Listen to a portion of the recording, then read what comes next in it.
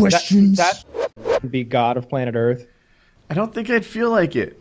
Oh, I would for sure. You know how long humans would have an autonomous system of government after Superman Taylor showed up? It would be in the minutes. Yeah. Where it would be like, I'd pick one country that nobody cares for that much, like North Korea. I just fly in, and in about 45 seconds, every TV station in the world is looking at North Korea and the carnage. And then you see Kim Jong-il's head, like, held up by me. And I say, you're all next, unless you listen. And I did this to the shitty guys, but I will do it to you too, Russia and USA and China. It'll take longer, a little bit. But, but for the most part, you're listening to me now. And everybody will go, it seems like God is here. It seems like God has arrived. And that's what would happen. It wouldn't be like, wow, it's just like the comics. People would be getting on their knees praying, like tearing their clothes and weeping, being like, I'm so sorry, I didn't live life the way I should have, God. That's what it would be.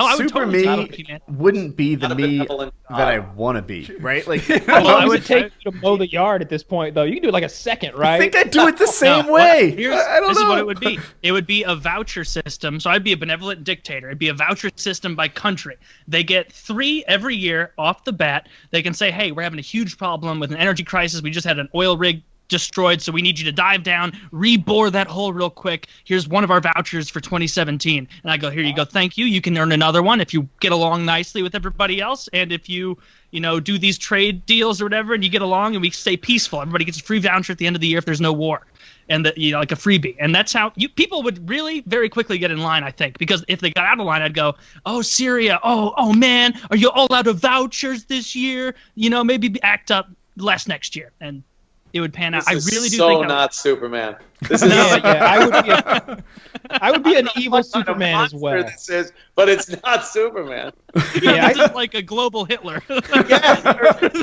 with superpowers. This is Bizarro Superman, and I'm going to do what I want. Yeah, I would definitely take over. I'd definitely consolidate world power. And maybe I'd do a little good here and there, but at first I'd just make a big showing of putting everyone in their place. Like you're saying pick North Korea, but maybe we could use North Korea. There's a lot of people there that are currently unmotivated. Let's get somebody we don't even care about, like Estonia. What do they even do in Estonia? Let's glass it with our laser eyes so there's nothing left, and leave it as an example for the rest of the world. Maybe, but we need something impactful. If you woke up tomorrow and heard, man, did you hear about Estonia? Whole place is gone, dozens dead. You'd be like, man, that sucks. I wonder if there's going to be traffic on the way to work. Like that. But I'm sure I guarantee there's a couple Estonians listening to this who are like, that is not very fair. We provide all of the world's Toblerones to them, and so very quickly you would realize none of our triangular candies are in your stores anymore.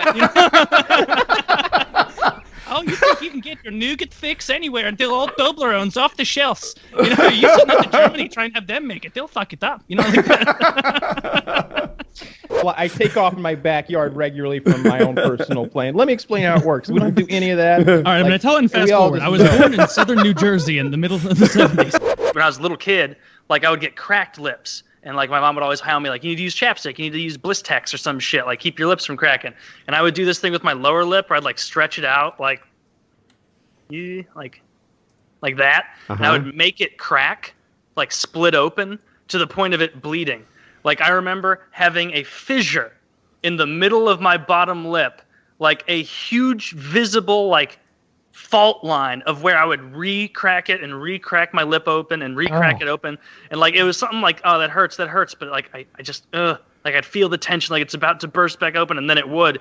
And thankfully I don't have a scar on my lip or anything from that. But that was, why did I do that? Why did we do these things? Stress. Yeah, stress. It's stress from school. You put these kids in school fucking 8 hours a day every single day, and then they get in fucking trouble if they put Elmer's glue on their hand and made some fucking gloves out of it one day when nobody was doing shit anyway. I'd already glued the fucking squares to the paper, you whore. Yeah. And yes, I flushed the urinal with my foot. There was piss on it. There's no need to call my father. She called your father for you flushing with your foot? I flushed a urinal with my foot. Noah was under 12 because of the house we lived in. So I was little. And I could do it. I sort of put bubbles in your cheeks and go like that. Even now, I find that so seductive that if I like do it once, it's like, don't go back into that rut, Woody. Like, don't do it. Don't go down that road. Like, Did you enjoy that just now? yeah, yeah. And as a kid, like when I did it, I would hit myself in the head like hard, like a rap on the knuckles, or I give myself a noogie. My parents would see this and they'd be like, "That's good. You keep that up. You'll break a habit." I would chew the inside of my mouth, like the inside of my cheeks.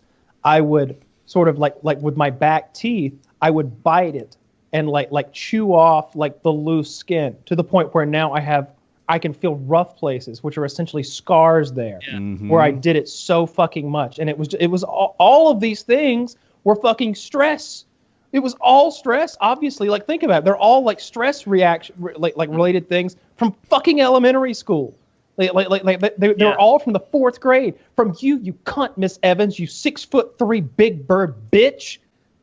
Sorry, Miss Evans, fuck you. She was such a. Didn't Wings have that? Like a Mr. Lezik or something? He probably deserved it. They have something in high school where you can play varsity, JV, or something called C team.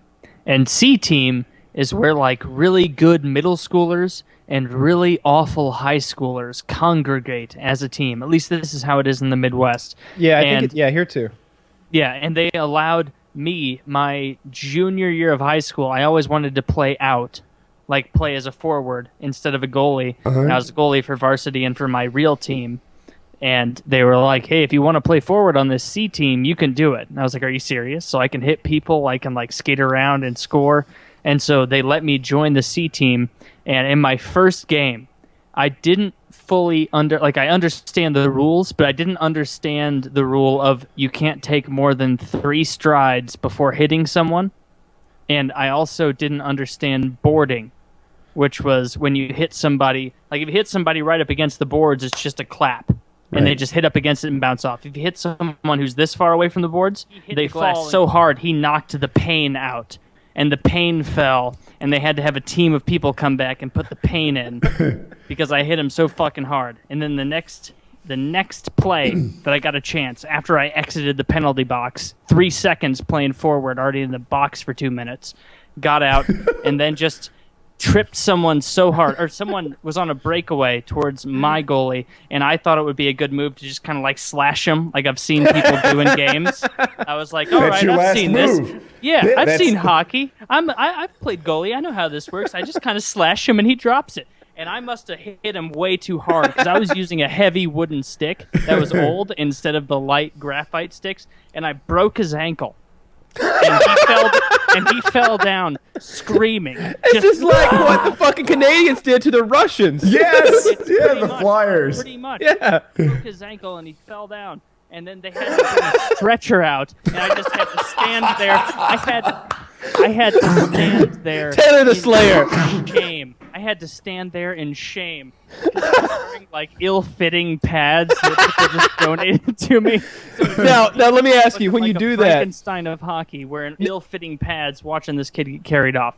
so the kid you crippled, I'm curious, like he was from another school, I guess, like he was a rival. Yes. Oh, that's good. On at the least. C team.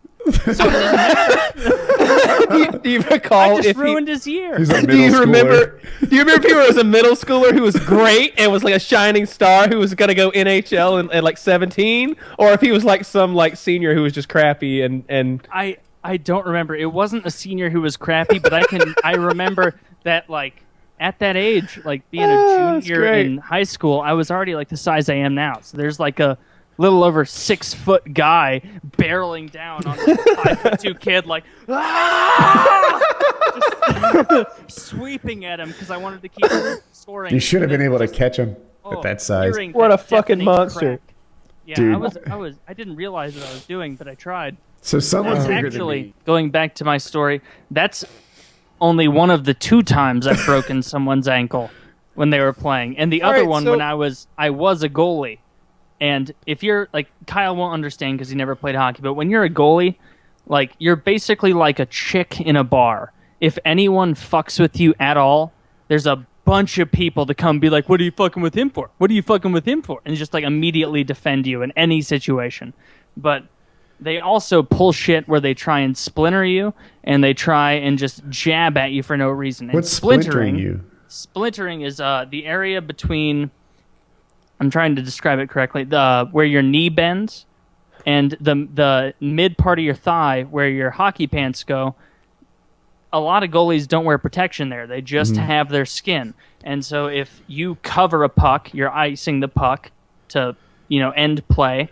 They will come in, and under the guise of trying to get the puck out, they will stick their stick underneath where your leg is and continually pull out really quickly, giving you fiberglass splinters and wood splinters, depending on their stick, under your leg. That kind of play, it's awful. No, I wouldn't put up with that shit. Like, that's the kind of shit where, like, I would hang on to the puck so the game couldn't continue. And then it would have to it be like, doesn't matter. You're trying to hold on to the puck, and that's when they're doing it, while Then the refs are stop, trying to but at spread some everybody point- else out. Yeah, at this some isn't point- baseball. People don't give a shit. And no, so at they're some trying to point, though, it would splinter you. all stop, and they would want their puck back so the game could continue.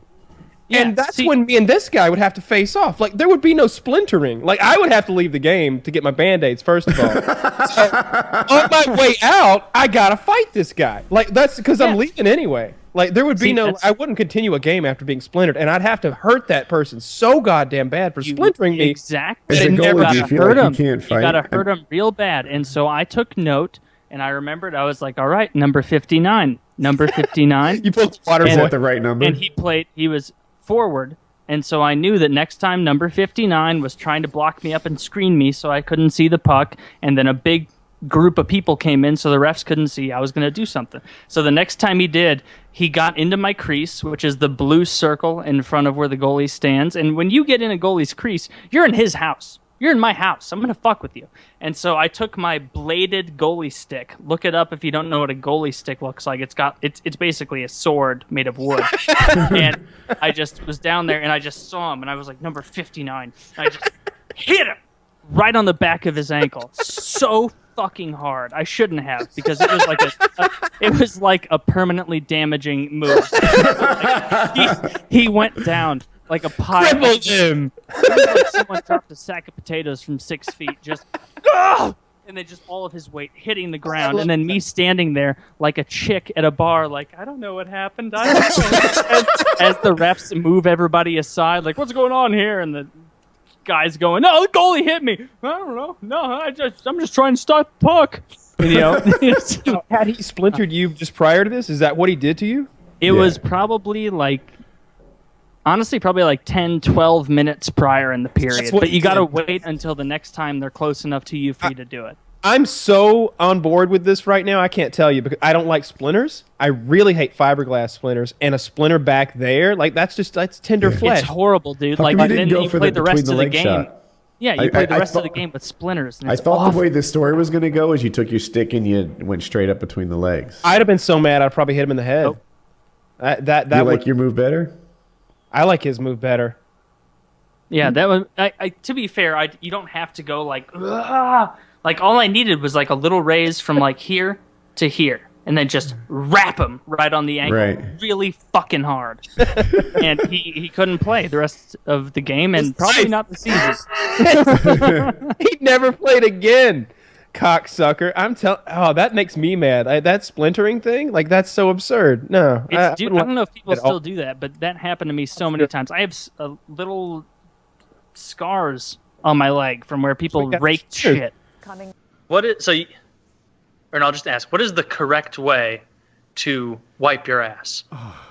Because I've seen a lot of opinions out there that I didn't even know existed. What is the correct way to wipe I your got ass? this down. All right. First of all, I'm also you pretty never- good. I don't want to toot my own horn. no one's better than me. All right. I'll vouch for that. His ass is beautiful. My ass is good enough to eat out afterward. That's where I was about to go. I am always analingus ready. All right, you never know when a girl's just gonna want to get right up in there, and a big fan of that. And so, got to be prepared. All right? First of all, you want a high fiber diet. You don't want messy shits. All right, it doesn't want to be like you just You shat a don't can want of. a high fiber diet, is what You you do. said. You want a You do, log. okay. You want a nice enormous biscuit.